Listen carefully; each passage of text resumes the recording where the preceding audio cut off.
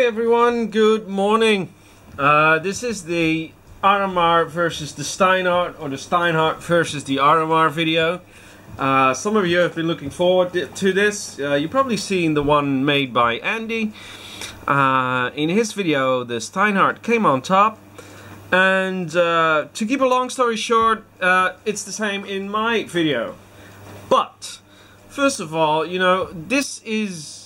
Come to think of it, this is a bit of apples and pears comparison. Why? Because here you got the Aramar, which is a €250 watch, or $249 or $229 for a foreigner outside of Europe, and this is actually a $490, although, or in other words, €500 watch. So the Steinhart is twice the price of the Aramar. Keep that in mind during this review.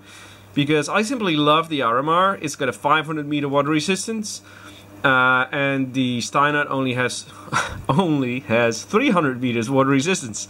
Like, we're gonna dive that deep, folks. Anyway, let me tell you the pros and cons of both watches, and see what end conclusion we can take. Now, first of all, the bracelet. I put it on a NATO. As you can see, I tried to match. If I get a watch like this, I tried to get a matching NATO. Honestly, I must say it does look on the leather as well, both of them, although the Aramar is better on the leather than the Steinhart. I think for the Steinhart you need a blue leather strap. And the bracelets, as you can see, the Aramar has solid lugs or solid end lugs, and the Steinhart has separate end lugs, so that means that you have to be careful not to lose these if you take it off. Considering the bracelet, they're almost identical. I wouldn't be surprised if they come from the same factory.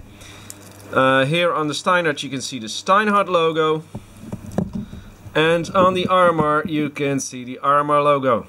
That's about it. Case backs, I'll show you a picture later on, because it might be hard to... oh wait, I'll put the picture in right now.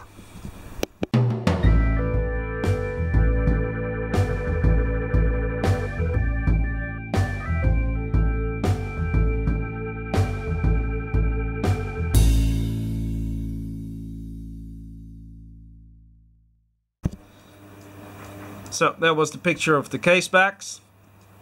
I must say, if you look at the dial, if you compare the Steinhart to the Aramar, if you see the dial, what I like about the Aramar is the color change of the dial, because the color change is huge. I mean, this is blue and this is blue, but in actually normal lighting, this is black and this is purple.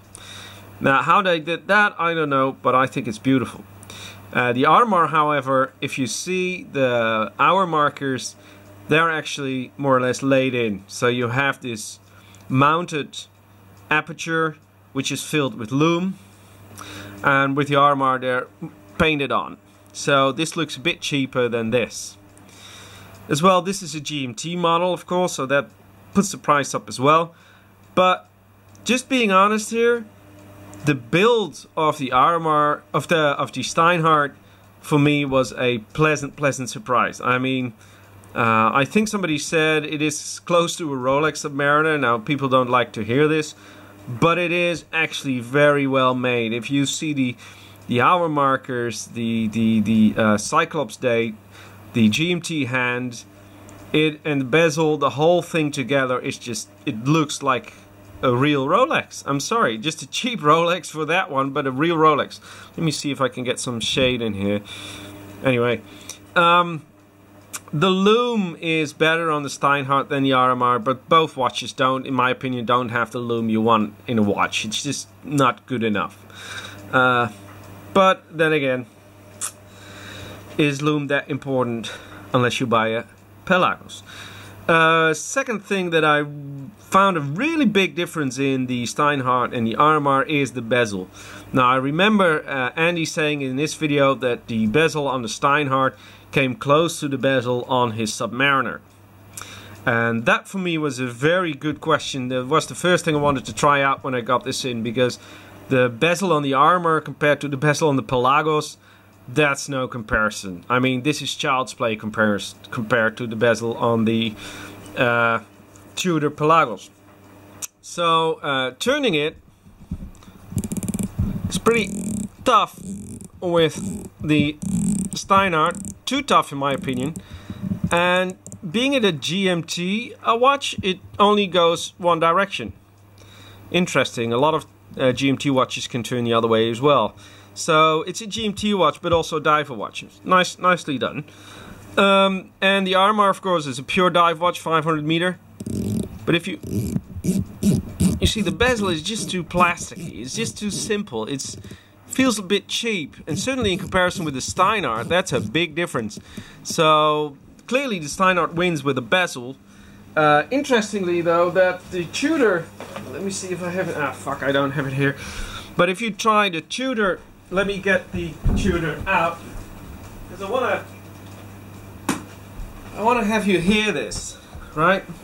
If you take the Tudor, this is ever so smooth. I don't have to put pressure, but there's no wiggle, and it clicks very clearly. There's even a click that actually, with your eyes closed, if you feel good, you can sense when it's at the end. There it is. And these two are just way out of the league of the Pelagos. The Pelagos is by far better than any of those together. So that worries me a bit about the Submariner. If the Submariner is close to this, then the Pelagos bezel must be better than the Submariners. No worries, guys. I'm not going to bash Rolex now. I'll do that in another video. Because this is not about Rolex, this is about the Aramar versus the Steinhart. Now, again, this is a watch that is 250 euros. This is a watch that's 500 euros. So keep that in mind. Also for the finishing, you know, it's not fair to compare the two directly. But since they have been doing business together, the two companies and so on, you know, it's nice to put them together. I have seen that Aramar is coming out with two new watches, the Lunar Sky and the Polar Expedition, or the Polar something. The Polar is okay. It's like a Pelagos kind of a thing with a Rolex idea. I don't really get that one. The Lunar Sky seems nice. It's only 50 pieces. So if you ever thought about getting an Aramar, just, you know, get it. It's a great watch. It's got a great water resistance, and it's a cool looker. And you can put it on a NATO. This one goes quicker on the NATO than this one, because the holes in the lugs are closer to the case. So a leather NATO or a leather strap on this one that goes through the back is much harder here than here. Domed crystal. Is this a domed crystal? No, both have flat sapphire crystals. Something I actually enjoy. I don't need a Cyclops date. I'm not fucking blind, you know. I can just. If you can see the hour hand and the minute hand, why the hell would you need a magnification for the date? But this is just my opinion. Yeah, this is aluminium. This is aluminium as well. You can see it has been budged against something, so it's not. I don't know how to say. It's not indestructible. Actually, a disappointment in both watches, and maybe Andy will agree with me, are the crowns. I can't really say which crown is better.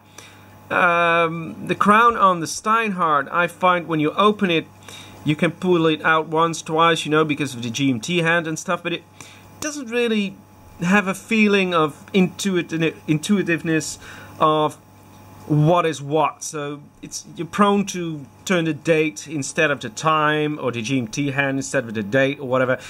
And the winding manually also I didn't find very good with this one.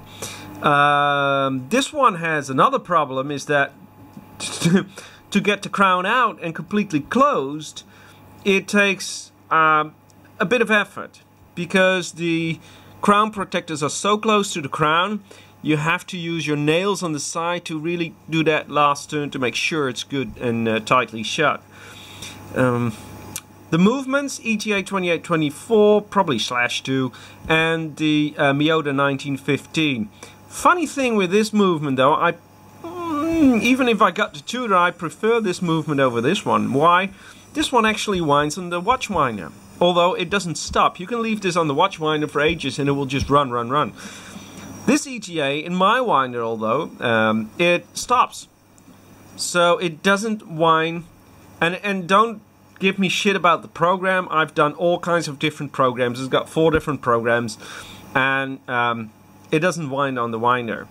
As well as my watchmaker told me that ETA movements, especially 28, 24 and those Swiss movements, there's something in the build that doesn't make them suitable for a whiner. He said, listen, I get an ETA movement that's been in the whiner for a year or something. I can always see the same damage. I can tell the guy, oh, you had it on a whiner, I have to change this because it's a lot of wear on that gear and that gear.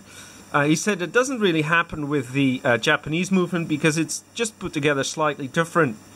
He told me that luxury ETA movements don't have this problem. He said I could leave the tutor on the winder whenever I want. That won't really damage the stuff.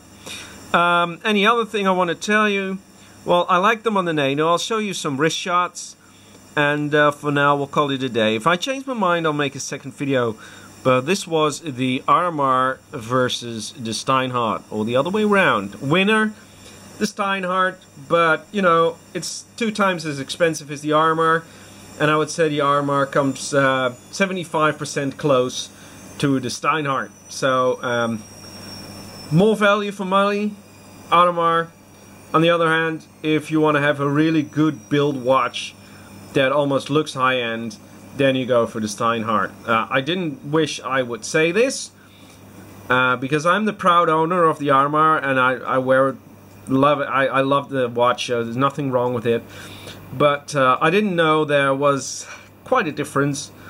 Maybe I need to have another Steinhart that is a bit cheaper for the comparison. Again, this bezel goes too tough. This one is too cheap.